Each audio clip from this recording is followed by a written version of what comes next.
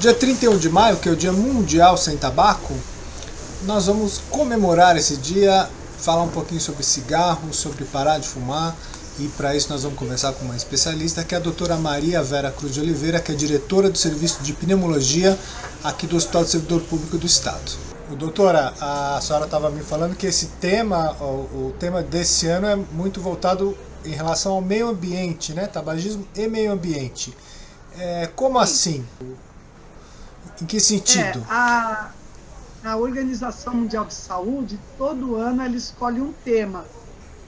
Já foram temas relacionados com a saúde respiratória, com a saúde cardiovascular, e esse ano o tema é o meio ambiente. E a abordagem que a Organização Mundial de Saúde deu é do custo que é para o planeta a produção do cigarro, porque são muitas árvores que são cortadas para a produção de cigarro, milhões de litros de água enfim, uma devastação grande. E além das bitucas também, né, que sobram por aí, que deve ser milhões de bitucas e que demoram não sei quantos anos para decomposição, né? Pelo menos 10 anos para decompor as bitucas. Então, tudo isso, mais o que o fumante exala de dióxido de carbono, causa um dano incrível no ecossistema que já tem tantos problemas, né? E a gente não pode esquecer das 8 milhões de mortes que acontecem todo ano relacionadas com as doenças provocadas pelo consumo do cigarro e as outras formas. Agora a gente tem o cigarro eletrônico, tem o narguilé, sempre tem novidades, né? Esses 8 milhões que a senhora falou é no mundo ou no Brasil? No mundo, no mundo inteiro. E no Brasil continua subindo esse número de mortos? No Brasil, o número de mortes está mais ou menos estável, porque ainda é alto, claro, mas nós temos um lugar muito interessante, porque mesmo com os atrasos que a pandemia causou, aí interrompeu muitos tratamentos, atrapalhou a abordagem dessas pessoas que queriam parar de fumar, nós continuamos tendo um número de tabagistas que vem caindo. Então, o ano passado, o Vigitel fez um levantamento que tem suas limitações, porque é feito por telefone, mas a taxa de tabagistas na população adulta é 9,1%. Então, é um número que vem caindo. É interessante que entre os homens é 11,8% e entre as mulheres 6,7%. Mas isso é um case de sucesso, com certeza. Porque aqui no Brasil a gente fala bastante sobre isso, né? Sobre o tabagismo, sobre parar de fumar. Aqui em São Paulo, principalmente, os lugares específicos para fumantes, né? Fora tudo isso, no decorrer dos anos, acho que foram ações que foram tendo resultado, né, doutora? Exatamente. Aqui, as políticas que foram implantadas dos ambientes livres, como você falou, do preço, apesar da gente ter muito cigarro contrabandeado, mas eu acho que existe uma cultura de saúde também que deu certo, tem dado certo.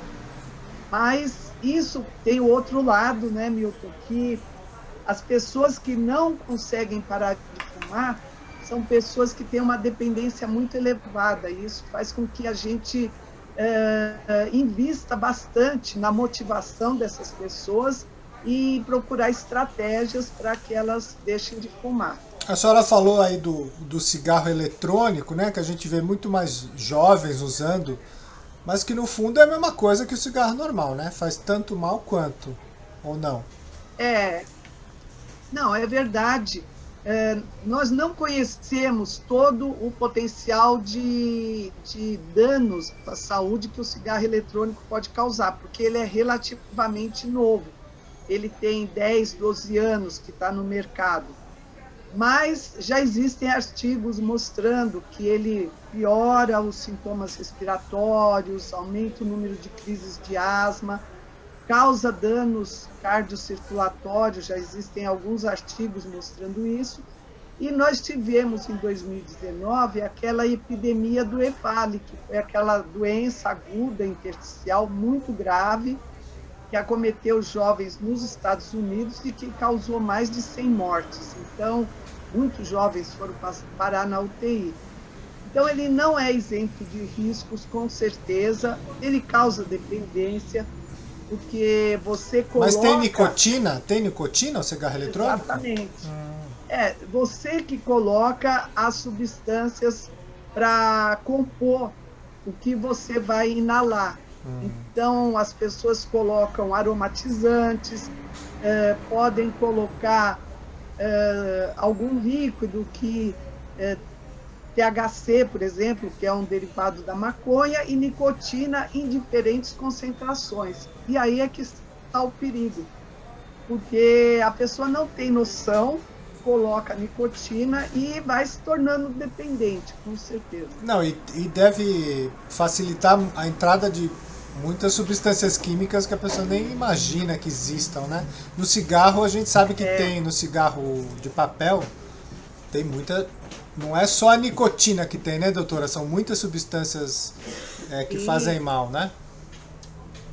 São descritas mais de 4.000, e no cigarro eletrônico nós temos mais de 50 substâncias já descritas. Então, causa danos à saúde, com certeza, e o que a gente teme é que a gente vai demorar a ter a dimensão toda dos danos que o cigarro eletrônico pode causar. Eu queria comentar duas coisas, que é o risco da glamorização do cigarro eletrônico, como aconteceu na década de 50 com o cigarro... O cigarro normal, né? A coisa do cinema, dos astros de cinema fumando, aquela coisa toda que o cigarro sempre foi associado a glamour, né? Claro, e o cigarro eletrônico a gente tem visto pessoas da mídia, artistas usando cigarro eletrônico, então esse é um risco muito grande. E a dependência, que o jovem vai acabar se tornando dependente, e o fato, mais dois pontos interessantes, que antes se acreditava, foi vendida a ideia que o cigarro eletrônico poderia ser usado para tratar o tabagismo. E já saíram também estudos mostrando que isso é totalmente falso, que, na verdade, a pessoa troca um cigarro por outro e, na maior parte das vezes, ela volta ao cigarro normal, como a gente está falando aqui, né, o industrializado. E a outra coisa é que a Anvisa está com uma consulta aberta para definir se vai continuar mantido ou não a proibição do cigarro eletrônico no Brasil. Então, todos estão convidados a participar dessa consulta, porque esse é um tema muito importante. Não existe razão nenhuma que justifique ser legalizado no Brasil. Doutora, e a gente fala muito, né, quem é fumante... eu nunca fui fumante, então eu não sei, então eu nunca precisei parar de fumar, então eu não tenho ideia do que seja esse movimento de parar de fumar. Pela sua experiência de ambulatório, de atender pessoas, como que é esse primeiro momento que a pessoa fala, não, eu preciso, que faz mal? Isso já foi muito batido, a gente sabe já, né? Mas tem alguma coisa que impede a pessoa de parar de fumar, porque ela não consegue. Por onde que começa? Por onde que eu começaria? A gente fala muito das janelas de oportunidades. O que é isso? Vou ser avó, vou me casar, fiquei doente por alguma doença que eu percebo que está relacionada com o cigarro, o meu fôlego está curto, eu não consigo fazer as atividades como antes. Então, esse é um primeiro momento. Só que a gente tem que transformar o precisar em querer. Por quê? A gente está falando de dependência química, a gente não pode esquecer isso. E o que está por trás de toda a dependência química? A busca por um reforço positivo, que a gente diz, uma sensação de prazer, se acalmar, ou, enfim, relacionar com momentos chaves do seu dia a dia. Isso é muito forte. Então, quando a pessoa decide parar de fumar, ela tem que realmente pensar em como ela vai modificar a sua rotina. E a gente sempre diz que é bom, nesse momento, ela procurar outras atividades que deem prazer.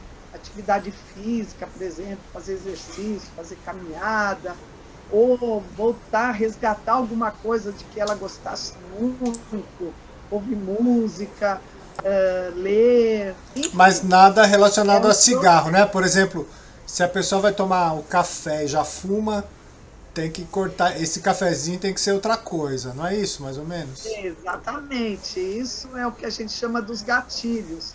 Então, os gatilhos são muito fortes na pessoa que fuma. O cafezinho, a reunião com os amigos, ou então no dia a dia, está falando às vezes no celular e já lembra que vai fumar. Uso do computador, muitos pacientes hoje em dia relatam que quando sentam para fazer alguma coisa no computador já tem o cigarro de lado. Então são os gatilhos, né, que você vai ter que cortar. E remédio? Tem remédio para isso? Tipo, tomei o remédio, não quero, larguei o cigarro. Porque fala às vezes que tem, você toma um remédio, o cigarro fica com gosto ruim, essas coisas. Isso existe? Olha, às vezes as pessoas relatam isso e eu relaciono muito com a motivação. Está tão motivado que está tomando remédio e já sente que está diferente, que não está tão interessante fumar. Porém, o nosso arsenal de medicamentoso é pequeno.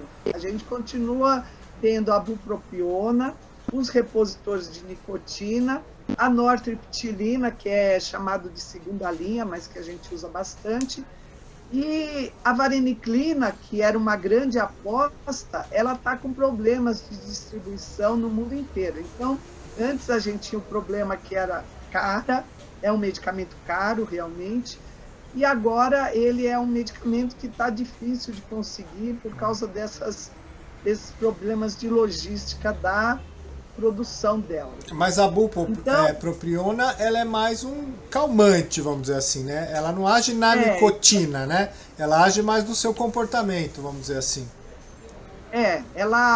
O objetivo é ela trazer mais conforto para esse momento. Mas essa questão que você coloca, Milton, é muito interessante, porque, na verdade, para você fazer o tratamento da pessoa que fuma, você tem que associar a abordagem comportamental, que é isso tudo que a gente está falando, da pessoa se sentir com uma autoeficácia boa, com suporte, as estratégias, e daí você associa o medicamento. E a nicotina é um adesivo?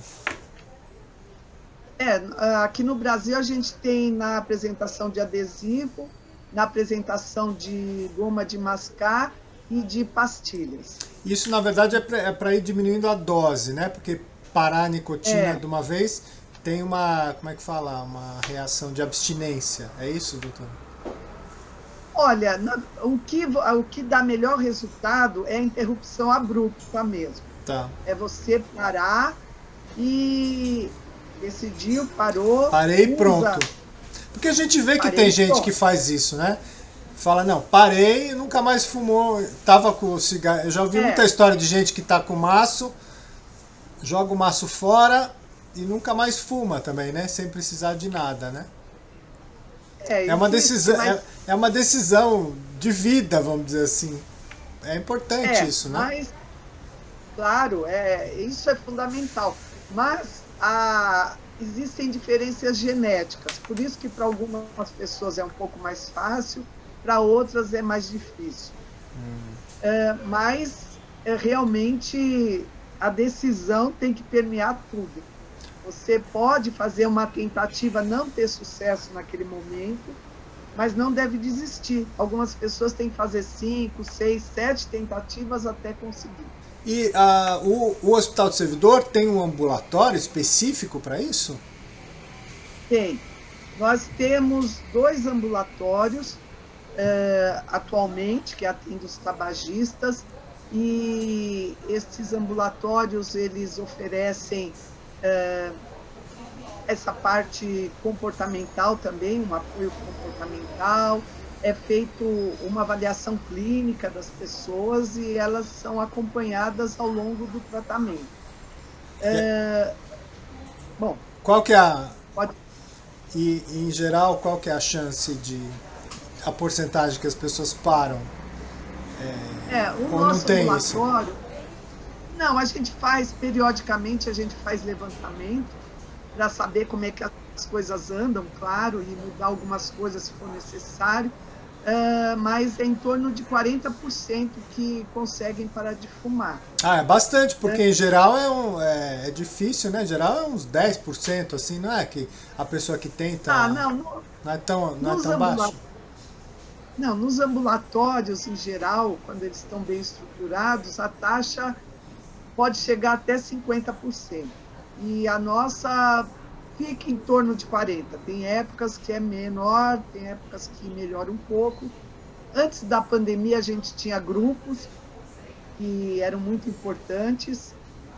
Agora, nós não retomamos ainda os grupos, então é só tratamento individual.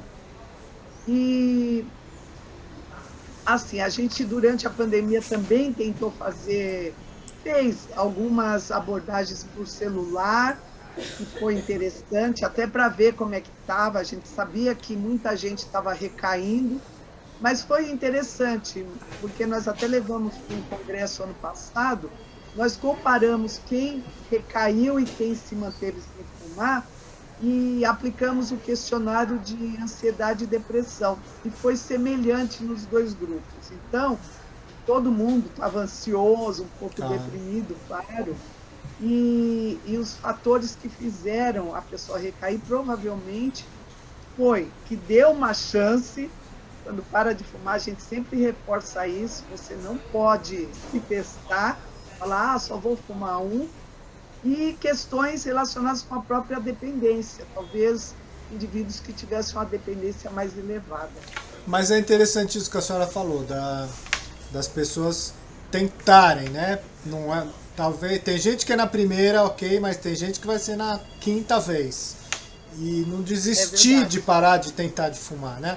Porque no final o benefício vai ser muito melhor, né? Tem aquela tabelinha bem famosa de parar de fumar em 20 minutos já melhora a sua pressão, não é? É interessante isso, né?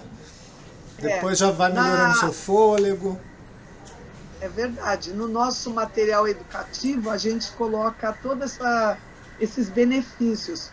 E isso é muito importante, saber que você vai estar investindo na sua saúde, ganhando anos de vida, economizando dinheiro, contribuindo para a melhoria do meio ambiente.